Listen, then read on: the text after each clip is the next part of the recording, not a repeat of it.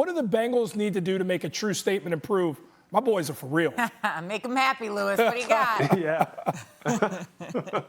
I think first and foremost, they need to continue to keep Joe upright, make sure that he is protected as much as possible. And a lot of that falls on Joe, too. And I think as he now continues to mature, he is someone who understands what it means to stay protected, in his own right, meaning getting the ball out quick, understand where his threats are coming from, understanding the offense overall, which he does, and then just keeping on moving this train down the tracks. And I think it's a good time to be optimistic in Cincinnati because of all these facts. He's got tremendous weaponry on the perimeter. The wide receivers are as good as any, headlined by Jamar Chase. And they're going to need to go into a very hostile environment down there in Baltimore against a football team that is ascending in its own right, both offensively, obviously, with Lamar, and defensively with the defense that is headed by Don Martindale, the defensive coordinator, who will be a head coach very soon, probably looking, I would say maybe even this year. So, look, I think Cincinnati, though, is on the right track.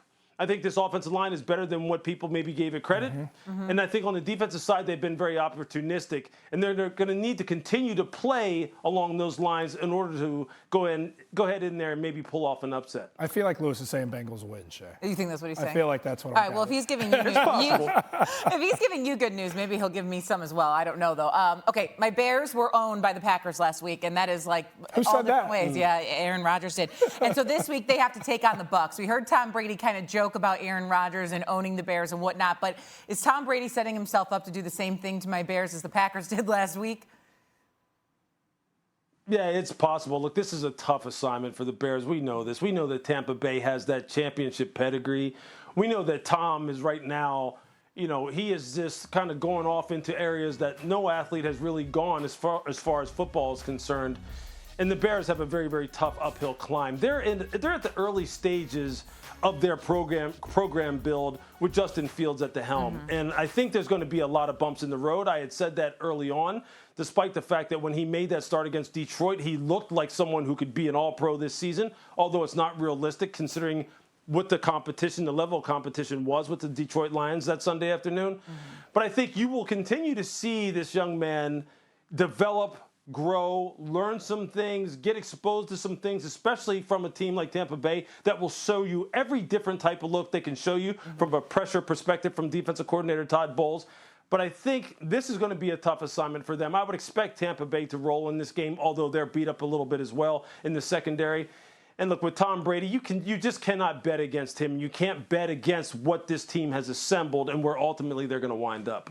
Yeah, that's fair. Let's go to Thursday Night Football. Tonight, we can expect wackiness because usually TNF provides that. We got Baker Mayfield out with the torn labrum. Insert a capable backup in Case Keenum. Yeah. Do you expect competent football and a competitive fight from the Browns as they take on the Broncos? Absolutely. Absolutely. Look, I think that backup quarterback, and I've said this ever since I started, appearing on ESPN's channels back in 2013, that the backup quarterback position is a top 30 position on the greater 53-man roster. And in this case, you're going to see just how important that is when Case Keenum takes the field tonight. He's someone who has been in this situation before, who has taken hold of this kind of situation before and ran with it.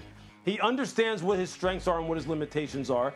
He understands that in order for him to win, he has to be a part of the group. He can't put everything on top of his shoulders, but he has to be a part of what the greater overall philosophy is, which in Cleveland is to run the football and utilize play action and play to the strength of this defense. Now, I know people would say, well, what is the strength of this defense other than the names, the headline names across the board, because they have been inconsistent. Well, there's no question they need to step up tonight and have a huge performance, but I think Case Keenum will do his part.